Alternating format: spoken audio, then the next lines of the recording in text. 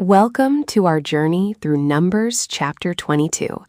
Imagine an entire nation suddenly arriving on your doorstep. This chapter is a fascinating story about a terrified king, a greedy prophet, and a speaking donkey. It shows us exactly what happens when ambition makes a leader completely blind. The Israelites have set up camp on the plains of Moab. King Balak of Moab is absolutely terrified by their sheer numbers, comparing the mob to an ox devouring grass. Massive, sudden growth in a competitor's system naturally triggers existential panic in established leaders, often causing them to seek desperate, unethical external solutions rather than adapting their own strategy. Desperate, Balak sends messengers to hire a man named Balaam, asking him to curse the Israelites. Balak believes he can buy Balaam's spiritual power to solve his political problem. Insecure leaders mistakenly believe they can buy spiritual or moral authority to sabotage a competitor, failing to realize that true foundational power cannot be manipulated for a fee. That night, God's answer to Balaam is unequivocal. Do not go. You are not to curse these people, for they have been blessed. Balaam obediently sends the officials away. Exceptional leadership requires recognizing the absolute boundaries set by your core values. When the foundational principles say no, any further negotiation is a dangerous compromise. But Balak doesn't give up. He sends more distinguished officials with a highly tempting offer. Balaam's response sounds incredibly pious, but instead of sending them away, he asks them to stay another night to see if God has anything else to say.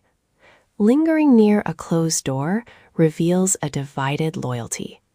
When a leader publicly declares a boundary, but privately entertains the negotiation, they have already surrendered their integrity. God allows him to go, but he sends an angel with a drawn sword to block the road. Balaam is completely blind to it.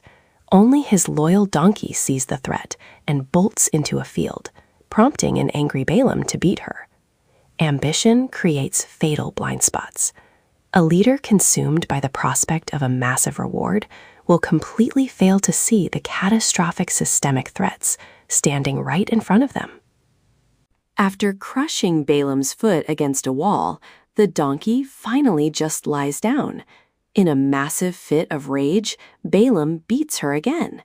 Then a miracle occurs. The donkey speaks, gently reasoning with Balaam about her lifelong loyalty. When a reliable system suddenly fails, a blind leader aggressively punishes the frontline workers. In reality, the stubborn system is often actively saving the leader from an invisible, fatal threat. Suddenly, the Lord opens Balaam's eyes.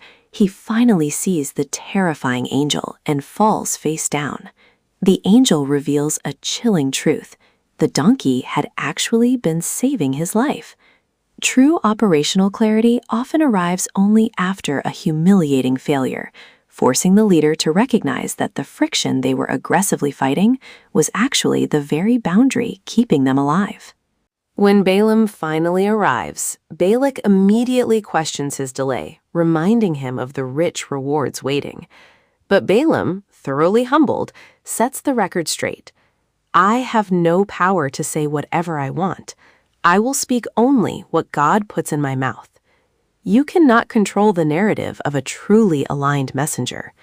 An awakened leader will boldly surrender their personal agenda to the objective truth of the core mission.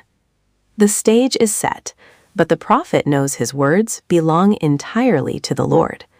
This leaves us with two important questions to chew on today.